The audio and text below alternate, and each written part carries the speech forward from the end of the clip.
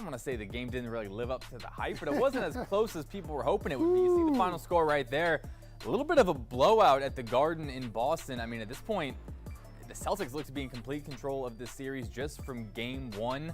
A lot to take away from this one. Jorge, you watched it last night. You see the final score, the box score. What are your takeaways from this opening game? I tell you what, man, this was a blowout in every sense of the game. Boston led by 29 heading into halftime.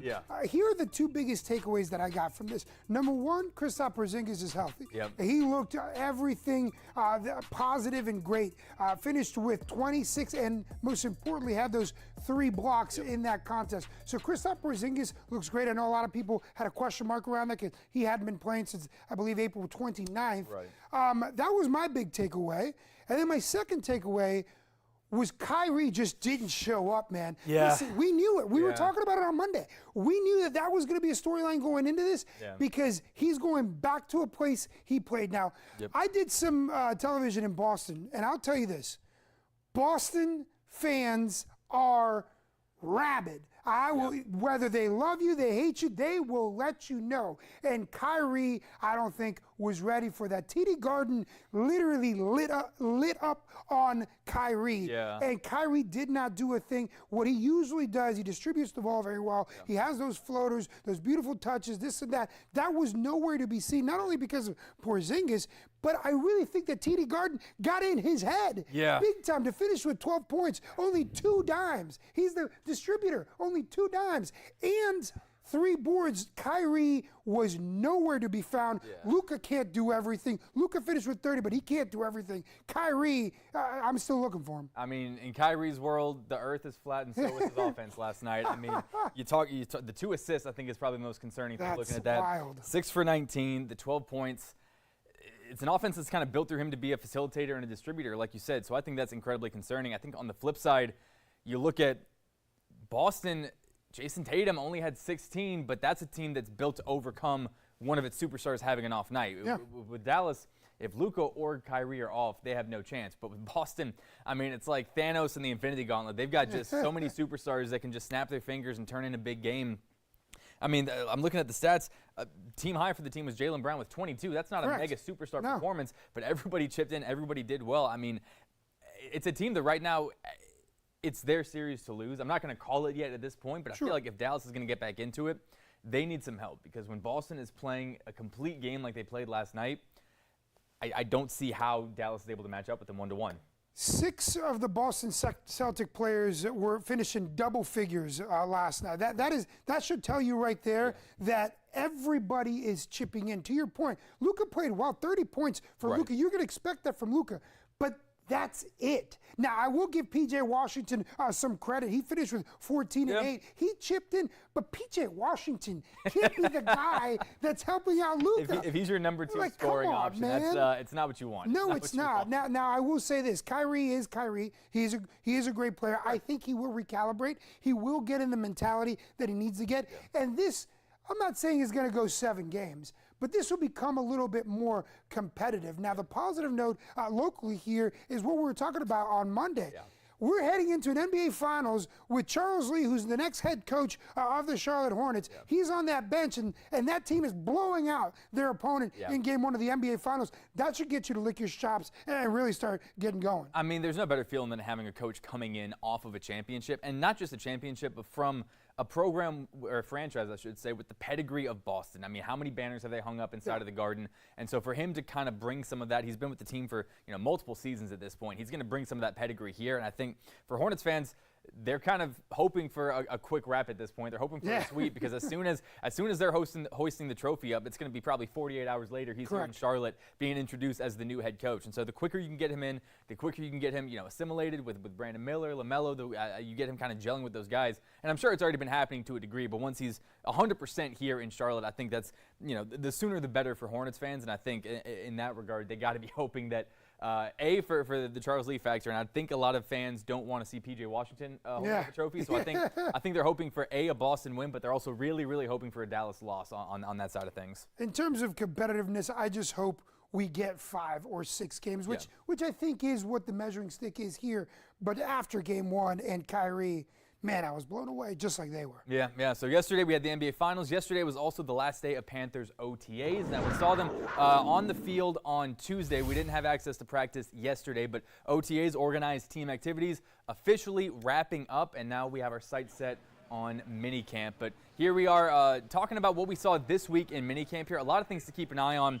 We got a new offense trying to be installed with new coaches, new personnel. But we also saw this week the special teams trying to learn some new schemes as well. The NFL voted this offseason to adopt a whole new model for the kickoff, a play that really hasn't seen any changes outside of moving the kickoff line 3 times since 1974. Now, this new setup closely mirrors what the XFL has done for the past few seasons, where you have a kicker still kicking off from the 35-yard line, but the kicking team and returning team's players will line up across from each other at the receiving team's 40-yard line, and then once the returner catches the ball, those two lines will start to engage, block, and tackle, and the play kind of begins from there. It's a complete rewiring of a staple play in special teams, one that head coach Dave Canales says has required a decent bit of focused coaching during these workouts.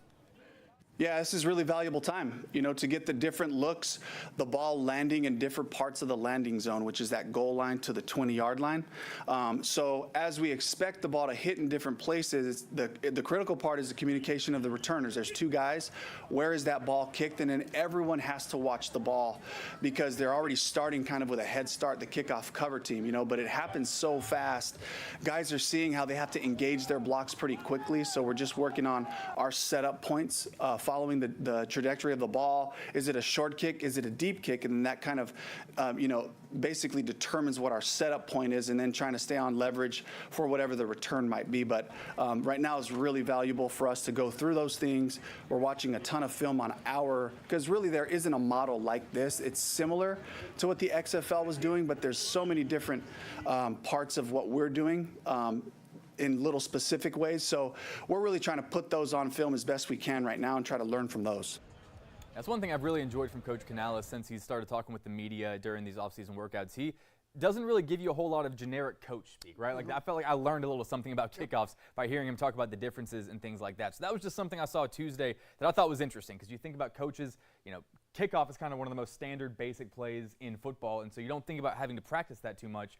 But now with this new format being implemented, you have to devote some pretty valuable time to kind of, relearning an old trick, so to say. Yeah, totally. And look, this is right in not only Dave Canales' wheelhouse, but also special teams coordinator Tracy Smith's wheelhouse, because when you take away the wedge block, when you take away the running down the field and really catching guys on the receiving end versus on the defensive end, and you have guys lined up, set up for specific blocks, for specific plays, you can start kind of running specific plays. Let's not forget, Xavier Leggett is also in the conversation to be mixed in there for kick return. Sure. I wouldn't be surprised if we did see something where it was maybe a misdirection, where it was more blocking schemes, more sort of thing to incorporate that. That's the greatest thing that I personally like about this new kickoff rule. Now, in terms of Coach Canales and heading into mandatory minicamp, look, I think we're all on the same page here when we say that we all want to see the chemistry between Bryce Young and Coach Canales and that development.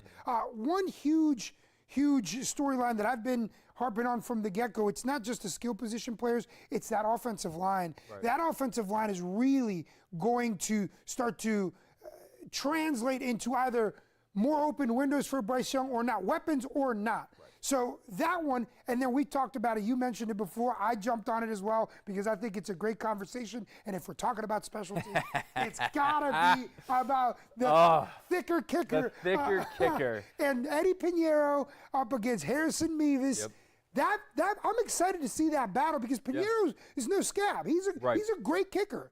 So we'll see. Yeah, one thing I'm looking forward to is when and how Xavier Leggett's going to get back on the field during OTAs. He's been limited by a little bit of a hamstring issue, and we talk about the chemistry, and I know Coach Canales, the players have been talking about, he has a set plan that's been very clear and laid out from the get-go, and if you trade up to the first round to get a guy, you have a pretty clear idea of the plan and how you want to incorporate him in there. So I think the question is just, how cautionary are they being? Will he be 100% when minicamp starts? And how quickly will he be able to get on the same page with Bryce Young? And how quickly will he be able to get up to speed with this offense and what they're trying to implement here? Because I think that's definitely going to be a key factor in the offense and the way they want it to go this coming season. All eyes will be on that. It all started with OTAs, goes to mandatory minicamp, and of course, once training camp opens, it's full blast. Of course, absolutely. How much more to come here on The Point After? Hey, one of the top soccer tournaments on the planet is coming here to Charlotte. Copa America breakdown is coming up right after this short break. The weather, it's always changing, and it affects us all every day. From sunny to severe and anything in between. We've issued a first alert weather day this Friday. We are expecting heavy downpours. Trust the WBTV First Alert Weather Team to alert you first, days before severe weather impacts your plans. Round 1 moving through this morning. We'll see round number 2 bringing severe weather. WBTV's First Alert Weather Team is on your side with Charlotte's most accurate forecast 9 years in a row. All right, welcome back into The Point After. I'm Cam Gaskins, that is Jorge Andres, and we just finished up the last segment talking about football. Now it's time to talk about the other football in Copa America coming here this summer. That's right. Look, one of the most popular international soccer tournaments in the planet is coming to Charlotte. It's Copa America, and here's this episode's breakdown. That's right, Copa America coming right here to Charlotte. It all gets started on June 20th, the semifinal game being played on July the 10th, and the third place game being played on July 13th. To help break it all down, we are joined by the Spanish language play-by-play voice for Charlotte FC, Mr. Jaime Moreno. Jaime, thanks so much for being here. And last time we chatted, we discussed what Copa America was, why it was in the U.S., and what teams were participating in it. But now we really need to break this down for anybody that's just learning the game of soccer. Let's talk about some of the rules and some of the things that people see in a game. We'll start with free kicks. I hear that all the time. What's a free kick? I love things that are free. So tell me, what is a free kick? Free kick is something that happened during the game when somebody commit a foul. Like you team foul one of my players, I had a choice. And the referee put his hand up. Okay, it's indirect. If he don't put it, it's direct. So if it's indirect, I had to touch it to somebody else, and that somebody else had to put the ball, whatever he wants on the goal. A pass has to happen. Yeah. And if it's direct, I do exactly what I did right now. And you should score on me. All right, I wasn't ready on that one. Yeah. I wasn't ready on that one. Okay, I get it now. Free kicks and direct kicks and indirect kicks. I have a question, though. Sometimes they say it's 90 minutes. But it goes past 90 minutes, and they call it stoppage time. Is it 90 minutes or not? What is stoppage time? Well, I need some rules that are going to change this year, and I'm going to mention this one. If it's a substitution, and I'm the player that is going to be substituted, normally what the team is winning, they start making substitutions to kill time. Now, you're going to have to leave the field wherever you are closest to the line. So if I'm closer right here, I'm going to have to come out. Now, that is going to allow me that the referee going to be able to manage the time better. We're going to play 245 minutes plus the overtime that whatever the referee will give you. 5 minutes, 3 minutes, 2 minutes, whatever. Okay, hold on a second. I got a red card. I got a yellow card. It's one difference. What is this? What is a red card and what is a yellow card? The red card, I go straight to the showers. Hey, you're done. You're done playing. I'm done. What about next game? Do you play next game? No. You're suspended. I will be suspended. What about a yellow card? Yellow card, prevention. Hey, calm down, because next time, if you don't listen to my yellow one, I play you the red one. 2 yellow cards, 1 red card. All right, so a red card, a yellow card, is that all I have to worry about when we talk about cards? No, Wait a minute, we got something new this year, and I got you this by surprise. Okay. It's going to be a new card. What's that? It's called the pink card. Pink card? I've never heard of it. Tell me about the pink card. Players that suffer concussions during the game. Wow. Okay? And the medical team comes, they say, he cannot continue playing. Now, this card, guess who's going to be holding it? Who's that? The coach. Ref? No, the coach. The coach is going to call the ref, and then it's going to say, pink card. Wow. And the ref is going to allow you to pull up that player off the field, okay, and bring another player without counting as a part of the 5 substitution that you're allowed to have. Okay, so wait, real quick here. What if somebody tries to manipulate that? Be careful, because first of all, you can use it one time during the game. And second, after the game, it's gonna be an external doctor that is gonna come and evaluate that player. And if that player didn't have any concussion, guess what? repercussions going to be against the ref. Oh, that'll be interesting to see how it plays out. Last one here, real quick. I have about 30 seconds. Sometimes we see 0-0. We see a tie. There's group stage. There's knockout stage. What happens after a tie in each of those stages? Knockout stage. First group. It's okay. You can tie the game, no problem. You go to the next stage, that we call it, you go to the playoffs. It's 90 minutes, 2 overtimes, 50-minute cheese time. If nobody wins, we go to penalty kicks. Penalty kicks. That's what I love it, because I love goalkeepers and those saves, and that's where all the excitement is. We're helping you break down the game of soccer and, of course, break down Copa America 2024. That's going to be happening right here in the United States, and especially in Charlotte for the semifinal on July the 10th and for the third place game on July the 13th. It all kicks off and gets started on June the 20th. Helping us break it all down, he is the Spanish voice for Charlotte FC, Jaime Moreno. Jaime, thanks. Gracias, Jorge. NC Medicaid is healthcare coverage for more North Carolinians. Just go to medicaid.nc.gov and fill out the needed information. Don't wait, you can apply at any time and get covered starting the date of your application. See if you qualify at medicaid.nc.gov. And I'll tell you what, Cam, not only is the excitement building here in the Queen City about Copa America, but that pink card, exactly what Jaime was talking about. That was interesting. Those new rules, this is kind of like a place, kind of like the XFL, for example, and the NFL, a place where they can start testing some things out, and if it works, maybe they adopt it over on the other side. No, for sure. And you talk about just the excitement. I mean, anytime Charlotte hosts an international soccer event, you look at last year, the Gold Cup was here in July in Charlotte, and there were 4 different nations being represented there. They all showed out. The corner of Mint and Graham Street right on the stadium was a massive just festival of culture, it felt like. And so I feel like having Copa America, whichever teams are in the semifinals that are playing here, you can expect a sold-out crowd. Uptown is going to be jumping, and I think just the excitement around it is already starting to build, but especially as we get closer and closer, seeing these different nationalities show together and kind of come not just from Charlotte and the Carolinas, but from all over the country and all over the world. I feel like they'll be traveling for this thing. It's super cool, and it's going to be awesome to see that again right here, Bank of America Stadium, and it's nice that we're kind of learning a little bit more about the game as well. You're doing a good job of kind of walking us through some of the ins and outs. I felt like Ted Lasso there for a second, trying to understand offsides and free kicks and all those different things. Well, Jaime Moreno is going to be joining us on every episode of The Point After, leading up to that semifinal as well as the third place game.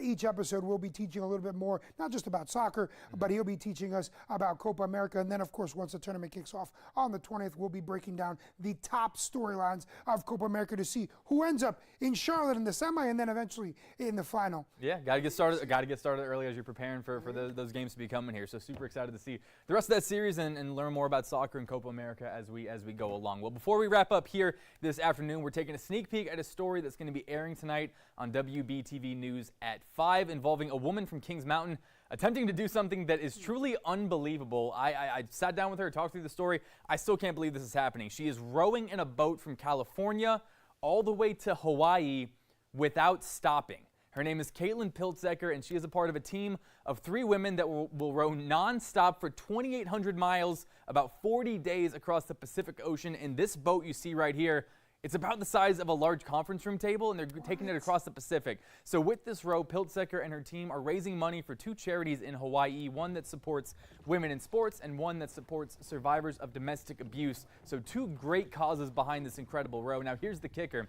Before she started training for this about 2 years ago, she had never once rowed in her life. But now she said she's always wanted to push herself, and now she feels ready to push herself all the way across an entire ocean. For me, I kind of always knew that I wanted to do something crazy. I thought that, like, I really think that, like, pushing yourself mentally and physically, like, in a way that can completely change your life was super important to me. I just didn't know what that looked like. It's something where I get to challenge myself while also impacting girls and women in sports and survivors of domestic violence. I mean, again, you see it right there. I still don't believe that she's actually trying to accomplish this. Again, the story's going to air at 5 o'clock on WBTV. Really excited for you guys to stick around and tune in for that. They leave on this journey tomorrow, so they push off from Hawaii or from California and they do not stop until they get to Hawaii. They're going to be rowing 24 hours, taking 3 hours on, 3 hours off in shifts. It's an unbelievable thing. Now, I tried, the gym I go to has a rowing machine. Yeah. I gave it a shot to see. Dude, I got 5 minutes. That's what I'm saying. I gave it 5 minutes, and I did get about like 1,000 meters in, and then I was just absolutely done. So I could not fathom 2,800 miles. They're going across the entire ocean, about 40 days. Like I keep repeating the numbers and the stats just to try to get it to sink in, and it doesn't compute that this is something that these women are trying to accomplish. It's an incredible thing that they're going after. Well, not just that, but not just the distance, but not to mention the food. They have to have food stored. Oh, we talked about that, yeah. And then the choppy waters. What if it rains one day? What if all of a sudden it's windy and it's very very dangerous? Oh, absolutely. So I talked to her about that as well. We'll get into that into the story, but basically they do have a full team on land that's going to be charting, maps and the weather and the forecast, and they're going to be looking at kind of what we're talking about, the choppy waters, and they're going to try to steer them and navigate them around that as best as they can. But again, they're eating, sleeping, doing everything on this boat. They've packed about 60 days worth of food, but they do have an entire support team for safety. So you will have people, the Coast Guard will be on alert. They have a GPS at all times on the boat. So they're trying to minimize the risk as much as possible. There have been other women to do this row ahead. So it's not completely unprecedented territory, but they're trying to do it in the fastest time possible. So they're trying to break some records here. But it's my first time ever hearing about something like this. So I'm completely just in awe that this Ms. Piltzecker is trying to undertake this. So super excited for their journey and for you guys to see the story. We're going to try to keep up with them all throughout and catch up with her when they finally get to Hawaii. You and I both. I'm blown away by that. Great story, Cam.